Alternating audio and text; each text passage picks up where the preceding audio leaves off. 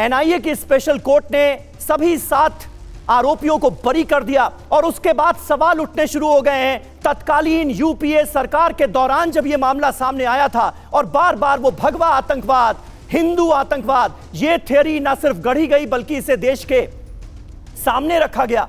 आज जब एटीएस के उसी दौर के एक अधिकारी ये कह रहे हैं कि जानबूझकर ये थ्योरी गढ़ी गई, जानबूझकर मुझे ये आदेश दिए गए कि किसी तरह मोहन भागवत को, आरएसएस चीफ को इसमें फंसाओ, आखिर ऐसा क्यों हुआ ये देश जानना चाहता है। अभी जो आपने दिखाया जिनका स्टेटमेंट है, मुझे तो बड़ा आश्चर्य लग रहा है कि तब इन पर दबाव था या आज दबाव है और किसका दबाव है यह स्पष्ट होना चाहिए। पर एक बात तय है कि उनको जो है अब गवर्नर का कोई पद भी नहीं है और मुझे नहीं लगता कि भाजपा किसी मुसलमान को अभी तक गवर्नर बनाई है, बिहार को छोड़ दें तो अब पद नहीं है, इसलिए ऐसी बात करके आप अपनी विश्वसनीयता क्यों खो रहे हैं। यदि ऐसी दिक्कत थी तो आप जब सेवा में थे उस समय आपको रिजाइन करना था, सरेआम आना चाहिए था, आपकी इंटीग्रिटी इस मामले में तय होती। इसलिए यह स्पष्ट है कहीं ना कहीं तब साजिश नहीं थी, अब साजिश हो रही है। नहीं अजय जी, उन्होंने सवाल को उस वक्त भी उठाया था, और उनके खिलाफ विभागीय जांच शुरू हो गई, उनको जेल में भेज दिया गया, बाद में वो खुद बरी होकर आए। मैंने उनसे पूछा था कि ये आपने तब कहा था क्या, तो उन्होंने कहा कि हाँ मैंने डिफाई किया और इसका अंजाम मैंने भुगता। नहीं, ये तो फिर कहानी है, ये फिर कहानी है। आज जो बोल रहे हैं कि उसी कारण उनको किया गया, हाँ। ये फिर से जांच करा ले सरकार तो स्पष्ट हो जाएगी। दूसरी बात, जिस मुद्दे पर आप लगातार चर्चा कर रहे हैं, आतंकवाद का कोई धर्म नहीं है, आतंकवाद मानवता का दुश्मन है, ये अधिकृत तौर पे सभी पार्टियों के सभी लोग इस देश में मानते हैं। मुझे नहीं लगता कि कोई भी धर्म को आप आतंकवाद के साथ जोड़कर उस धर्म की बेइज्जती आप करना चाहें और ये देश बर्दाश्त करेगा। भारत जो है बहुलता में एकता का देश है, सभी धर्म सभी संस्कृति के लोग इस देश में निवास करते हैं। कोई धर्म विशेष का मानने वाला यदि किसी कारण से वो दिग्भ्रमित होता है या आतंकवादी गतिविधियों में शामिल होता है तो उसका व्यक्तिगत ये अपराध है और उस अपराधी को उसकी सजा भी मिलती है। ध्रुव सक्सेना कौन है, किस पार्टी का था, आईटी सेल का था, वो मध्य प्रदेश का पदाधिकारी, वो आईएसआई का एजेंट निकला।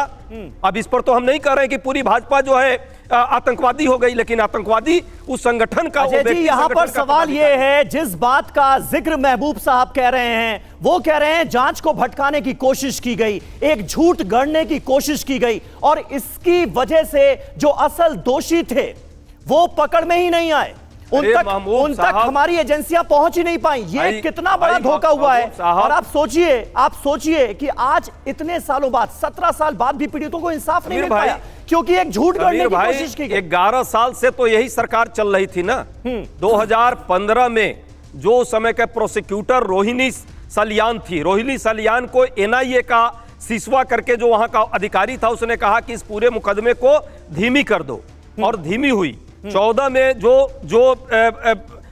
रिपोर्ट की गई थी, हाँ। उस रिपोर्ट को धीरे धीरे करते करते ये 26 क्यों आ गया कि लगभग 30 लोग जो है 30 बयान बदले गए। शिवम हमारे साथ बयान बदले गए हैं गवाहों के, और उसी बयान बदलने के कारण जो है ये कोर्ट ने इनको संदेह के घेरे में रखकर इन सारे आरोपियों को बरी किया है, लेकिन अभी भी इन पर संदेह बरकरार है। अभी भी बरकरार है सुप्रीम कोर्ट का, हाँ अभी भी बरकरार है। आप ये कह रहे हैं जो कोर्ट ने अभी कहा है, एनआईए स्पेशल कहा है, एनआईए का कोर्ट ने, और राज्य सरकार की ड्यूटी होती है यदि कहीं भी कोई ऐसी घटना है तो राज्य सरकार लड़ती है केस। क्या भाजपा की राज्य सरकार सुप्रीम कोर्ट इस मुकदमे को लेकर जाएगी? ठीक है, आरोपियों को सजा शिवम त्यागी इस बात का जवाब दीजिए, इस बात का जवाब दीजिए कि क्या इस मामले में आप लोग हायर कोर्ट जाएंगे? कह रहे हैं अजय जी, कांग्रेस पार्टी की संदेह तो अभी भी बरकरार है और एनआईए की स्पेशल कोर्ट ने भी इस बात का जिक्र किया है कि बेनिफिट ऑफ डाउट दिया जा रहा है, सबूतों का अभाव है, सबूतों का कंटेमिनेशन हुआ है, गवाहों ने अपने बयान बदले हैं। देखिए, सबसे पहले तो मैं एक चीज कहना चाहता हूं कि आपने कहा कि कांग्रेस से आज मैं शुरुआत करता हूं। इस देश में हर एक फसाद की जड़ी कांग्रेस है। मैं कहता हूं अगर ये ठीक होते तो ये सिचुएशन ही देखने को ना आती।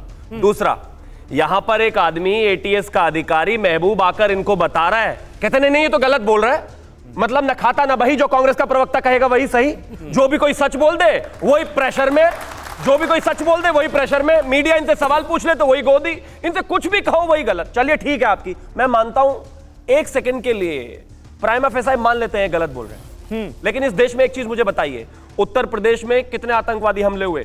प्रयागराज में हुआ, मथुरा में हुआ, बनारस में हुआ, मेरठ में हुआ, दिल्ली में हुआ, लाजपत नगर में हुआ, सरोजनी नगर में हुआ, जयपुर में हुआ, हैदराबाद में हुआ, इसके बाद समझौता एक्सप्रेस में हुआ, मुंबई, पता नहीं कितनी जगह ब्लास्ट हुए।